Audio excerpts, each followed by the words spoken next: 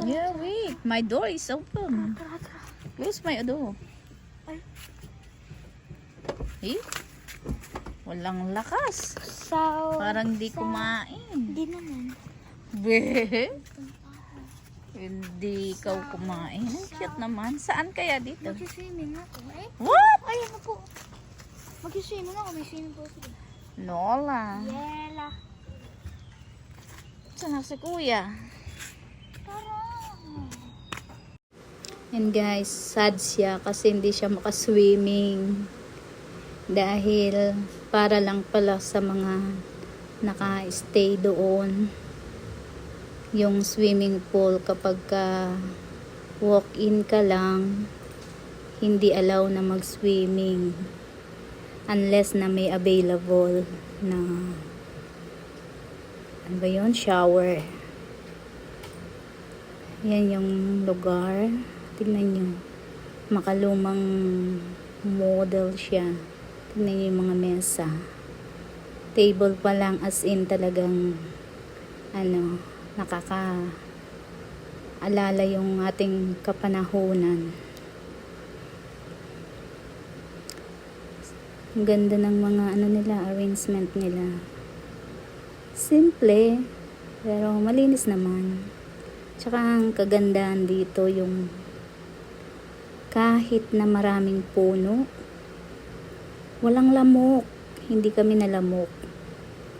Tapos, walang langaw. Yun. Usual, diba, pagka ganyan, maraming lamok.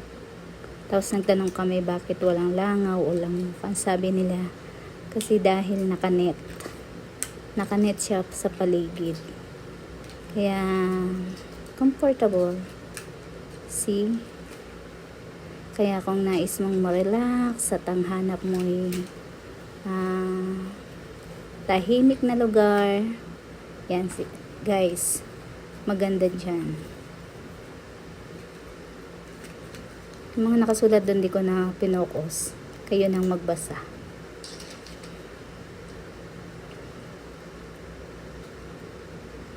Ang dami niyang ang dami niyang mga table. Tapos habang kada pwesto ng mga table, iba yung surrounding niya. Ito, kapag marami yan, dito. Kaya kung ilan kayo, mayroong naka-ready para sa inyo ibang klaseng table. Tingnan niyo yung mga picture nila. No, talagang makaluma talaga. See? Oh, diba? Ang cute. Tara, akyat tayo. Para makita nyo dun sa taas. Masa-surprise kayo kung anong meron dun sa taas. Oh, diba? Bulaga. See? Ang sarap mahiga. Higa tayo. Habang nagkukwentuhan, ang barkada, pwedeng mahiga para ka lang nasa bahay nyo. Diba? Refresh na refresh talaga. Ang sarap. Nakaka-relax. Medyo, tignan nyo, gawa sa kawayan. Yung paligid. Pero yung pinaka-floor niya kanina, doon sa baba, ano siya, semento. Ito na-wonder ako dyan sa ilaw na yan eh. Cute. Ito nakakatakot sa third floor. Kasi medyo maliit yung hagdanan yung stairs niya. See? Oh, slowly. Wow. Eh, kung may usapin kayong masinsinan, ayaw niyong may makarinig sa inyo, dyan kayo sa third floor. Pag mga nag-meeting, yan. Para makapag-isip ng maayos, makapagplano, dyan na kayo pumunta. Ito na. Gumawa na tayo, guys. Tingnan mo. Sinong naalala niyo dyan?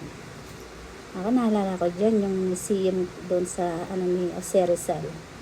Kasi ganyan din yung doon sa may kwarto niya.